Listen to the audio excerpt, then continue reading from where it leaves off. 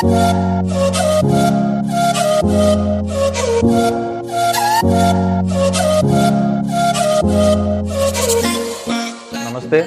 Maths class में आप सब बच्चों का स्वागत है। पिछले वीडियो में मैंने आपको 14वीं प्रश्नावली में दो नंबर के दो क्वेश्चन क्लियर किए थे कि आपके बोर्ड में क्वेश्चन नंबर 14 और क्वेश्चन नंबर 15 ये आपकी 14वीं प्रश्नावली से होंगे और दो नंबर के होंगे। उनका मैंने एक एक एग्जाम्पल लिया था। आज हम उसी चीज को आगे बढ़ाते हुए फिर पढ़ रहे हैं। तो देखिए, क्वेश्चन नंबर 14 जो है वो अब की बार नया क्वेश्चन लेके आ रहा हूं मैं आपके सामने। तो ये इसमें दिया है कि यदि निम्नलिखित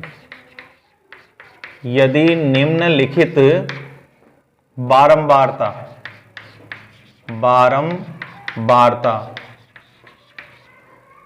बंटन का माध्य, अब की बार इसमें माध्य दिया है, ज्ञात नहीं करना, माध्य 7.5 हो तो P का मान ज्ञात कीजिए। बहुत अच्छा क्वेश्चन है। इसमें अज्ञात राशि आपको ज्ञात करनी है।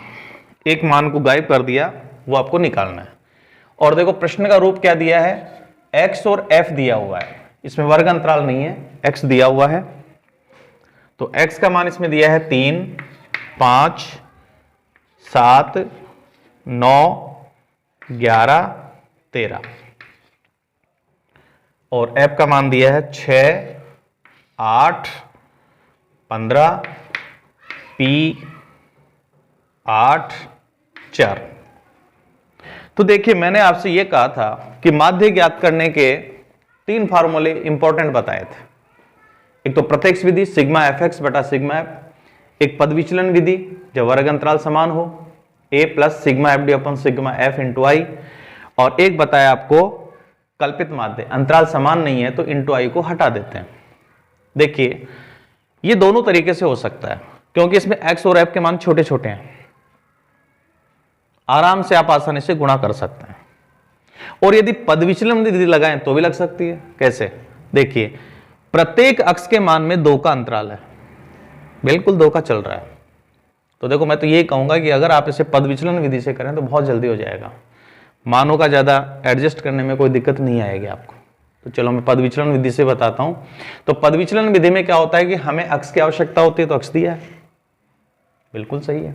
दूसरी बात, x के बीच में से a मानते हैं क्योंकि पद विचलन विधि का जो फार्मूला होता है, मैं एक बार क्लियर कर दूं, वो क्या होता है, x बार बराबर a plus sigma F D upon sigma F into I. तो हमें पहले a चाहिए, तो a निकालने के लिए क्या होता है, अक्ष के बीच में से a मिलता है। तो 1 2 3 4 5 6। अब की बार देखो, 3 अंक ऊपर से छोड़ दिए, 3 नीचे से, बीच में कोई अंक नहीं है, इसलिए हम लगभग ऊपर का मान ले लेते हैं। हम इस 7 को a मानेंगे, तो यहां लिख दो a बराबर, आयत में बंद कर दीजिए। इसके जस्ट सामने 0 लिखेंगे, ये होगा d का मान, इसके सामने 0 लिख दो। पीछे की तरफ माइनस में काउंटिंग, -1 -2 जितने अंक है उतने लिख दो। और इधर देखो प्लस में 1 2 3, a आ गया, d आ गया। अब हमें निकालना है एफ डी। तो एफ डी का मतलब हो गया f और d के संगत मानों को गुणा करना है। 6 को -2 से गुणा किया -12, 8 को -1 से गुणा किया -8, 15 को 0 से गुणा किया 0, p को 1 से गुणा किया p, और 8 दूनी 16, ये प्लस का होगा, 4 3 12। अब हमें इसको जोड़ना है, यानी आपको निकालना है सिग्मा एफ डी, और इधर अपने को करना है सिग्मा एफ, जो फार्मूले में चाहिए। देखिए, जब भी आप इनको जोड़ते हैं तो ध्यान देना, देखो ये p जो है ना, ये बीजीय पद है, बीजीय पद बीजीय पद में जुड़ता है और अंक के मान में जुड़ते हैं। इधर देखो, ये भी p क्या है, बीजीय पद। ये जोड़ते समय गलती मत करना, तो p केवल अकेला है तो यहां लिखेंगे p, फिर बाकी संख्या प्लस की है तो प्लस के साथ बाकी अंकों को जोड़ देंगे। तो देखो ये कितना होगा, 8 और 4 12, 12 और 5 17, 17 और 8 25, 25 और 6 31, यानी 1, हासिल की 3 लगेगी, 3 और 1 ये हो गया 4। तो इसका योग कितना आया, p + 41। 2 पद आते ही ब्रैकेट लगा देना, ये इतना काम और कर लें तो और भी अच्छी बात है। अब इधर देखो p तो आएगा ही आएगा। अब या तो इसके साथ प्लस की संख्या आएगी या माइनस की, तो देखो क्लियर करते हैं। माइनस वाली संख्या हमारे पास है 20 और प्लस वाली संख्या है हमारे पास 28। तो बताओ प्लस की संख्या ज्यादा है कि माइनस की ज्यादा है? प्लस की ज्यादा है तो प्लस का चिन्ह लगा दो। कितनी ज्यादा है? 28 में से 20 घटा दो, 8 ज्यादा है। तो अपने पास क्या होगा देखो, p प्लस 8 हो जाएगा, और माइनस की होती तो p माइनस 8 कर देते। ये आ गया सिग्मा FD। अब देखिए इसको कैसे हल करते हैं। सबसे पहले देखो आपको माध्य ज्ञात नहीं करना है, माध्य दिया है, इसकी सहायता से p का मान निकालना है। तो आपकी शुरुआत यहां से होनी चाहिए। पहले लिखो माध्य बराबर कितना, 7.5। इसका मतलब बराबर 7.5 तो रहेगा ही रहेगा। माध्य का फार्मूला पहले लिखेंगे। माध्य का फार्मूला कौन सा लिखें? पद विचलन विधि से हल किया है तो पद विचलन विधि का लिखेंगे, प्रत्यक्ष विधि से है तो प्रत्यक्ष विधि का लिखेंगे। तो ये क्या होगा, a plus sigma FD upon sigma F into I. अब ये इक्वेशन हो गया, या लिखेंगे तो a का मान होगा 7 प्लस फिर बटा सिग्मा FD का मान आ गया p प्लस 8। तो यहां लिखेंगे p प्लस 8 ब्रैकेट लगाएंगे। सिग्मा F का मान हो गया p प्लस 41 इंटू आई का मान देखिए, इसमें 2 का अंतराल चल रहा है x में, तो आप यहां 2 लिखेंगे और बराबर हो जाएगा 7.5। ये थोड़ा सा बड़ा लग रहा है लेकिन बहुत ईजी है सरल करने में। अब यहां से देखो अपने को क्या करना है, देखिए ये गुणा 2 है तो ये ऊपर गुणा होगा, तो अपन लिख देते हैं 7 प्लस बटा लगा दो, 2 ऊपर गुणा करो, 2 पद हैं दोनों से गुणा होगा। 2 को p से गुणा किया 2p प्लस 8 को 2 से गुणा किया 16, ब्रैकेट में बंद कर दीजिए। नीचे आएगा p प्लस 41 और बराबर होगा 7.5। अब देखिए इस 7 का पक्षांतरण कर दो, उधर ले जाओ, तो ये प्लस का 7 है, उधर जाते माइनस का होगा। तो इधर क्या बचेगा, 2p प्लस 16 बटे p प्लस 41 बराबर 7.5 माइनस 7। तो माइनस 7 को अपन लिख देंगे 7.0। तो देखिए क्या बनेगा, 2p प्लस 16 बटे p प्लस 41 बराबर, इसे आप माइनस करोगे तो 7.5 में से 7.0 जाएगा, तो ये आएगा 0.5 बटा 1 लिख दो और वज्र गुणा कर दो। या फिर हम इसका दशमलव हटा करके भी कर सकते हैं। तो दशमलव हटाओगे तो देखो क्या होगा, यहाँ 2p प्लस 16 बटे p प्लस 41 बराबर, एक अंक का दशमलव हटाएंगे तो ये 5 रहेगा, नीचे आ जाएगा 10। आप इसको काट भी सकते हो और भी सरल कर सकते हो। तो 5 एकम 5, 5 दूनी 10, और भी सरल हो गया। अब इसको देखो फिर आगे निकालते हैं। तो बाएं पक्ष में हमारे पास बच गया 2p प्लस 16 बटे p प्लस 41 और बराबर हो गया 1/2। ऐसे अगर कोई संख्या आती है तो देखते ही ऐसे लगता है कि इसका वज्र गुणा कर दो, तो आप यहां से इसका वज्र गुणा कर दीजिए। वज्र गुणा करने पर तो पहले देखो आप इसको गुणा करो, 2 से 2p गुणा होगा तो 4p प्लस 2 को 16 से गुणा करेंगे तो 32 बराबर 1 से ये पद गुणा होगा तो सेम ऐसे आ जाएगा p प्लस 41। अब p के पदों को एक तरफ कर दो, अंकों को दूसरी तरफ ले जाओ, तो 4p, ये p दाएं पक्ष से बाएं पक्ष में आएगा, माइनस का हो जाएगा बराबर 41, और 32 को उधर ले जाओगे तो ये माइनस का हो जाएगा। तो देखिए 4p में से p गया तो 3p बराबर 41 में से 32 को आप घटाएंगे तो बचेगा 9। अब यहां से p का मान निकाल लो, तो p बराबर होगा 9। 3p से गुणा है तो इधर आते भाग हो जाएगा, 3 से 9 कटेगा 3 बार, तो p का मान हमारे पास आएगा 3। इस प्रकार आप अज्ञात राशि का मान निकाल सकते हैं। और यदि आपको ये करना है कि नहीं साहब हम तो प्रत्यक्ष विधि से करेंगे, तो प्रत्यक्ष विधि में ये f है, यहाँ x होगा, तो आप fx निकालेंगे, ये आपस में गुणा होता जाएगा, तो यहाँ fx निकलेगा, उसका योगफल कर लेंगे और सिग्मा f का योग यही आएगा, और उस सूत्र को आप 7.5 के बराबर लिखेंगे। नहीं, उस समय फार्मूला क्या होगा, सिग्मा fx बटा सिग्मा f बराबर लिखेंगे 7.5। इससे भी कर सकते हैं, कोई दिक्कत नहीं है। तो आप उससे भी करके देख सकते हो और इससे भी कर सकते हो। इस प्रकार से आपको ये करना है। तो ये था अपना 14वां क्वेश्चन, यानी 14वां क्वेश्चन माध्य का आया। अब इसका 15वां क्वेश्चन और लेते हैं।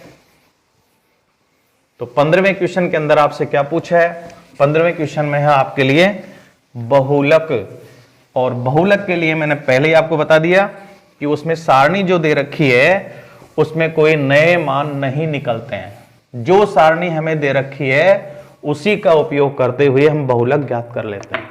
बस बहुलक का जो फार्मूला वो थोड़ा बड़ा होता है, इसलिए उसको सही ढंग से याद करना। तो मैं ले रहा हूं अब क्वेश्चन नंबर 15,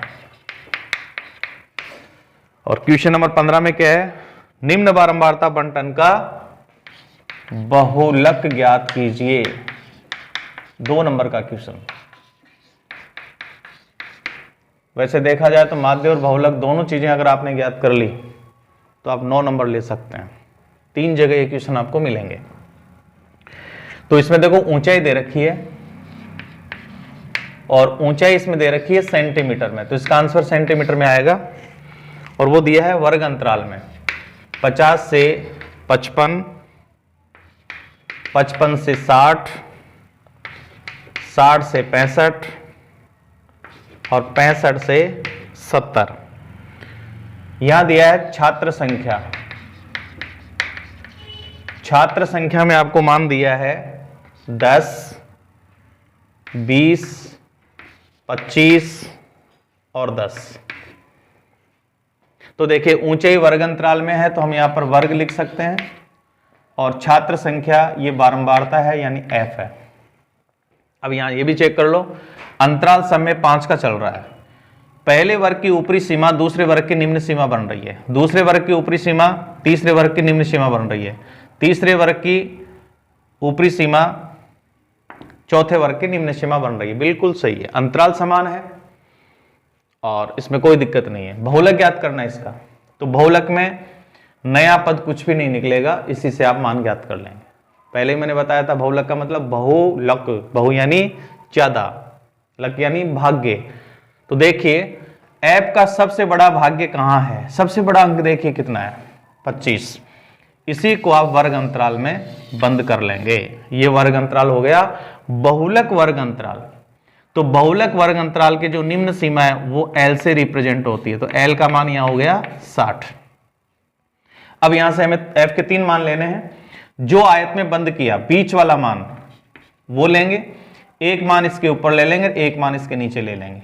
ऊपर वाले मान को लिखेंगे F0, बीच वाले को लिखेंगे F1 और नीचे वाले मान को लिखेंगे F2। अब आपके पास देखो फार्मूला एकदम सही से होना चाहिए।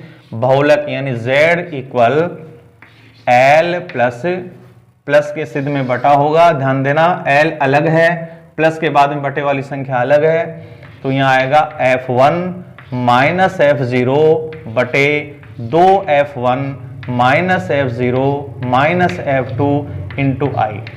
फार्मूले को बार बार लिखो, जो याद नहीं होता उसको सामने लिख करके रखो, बार बार लिखेंगे देखेंगे अपने आप याद होगा।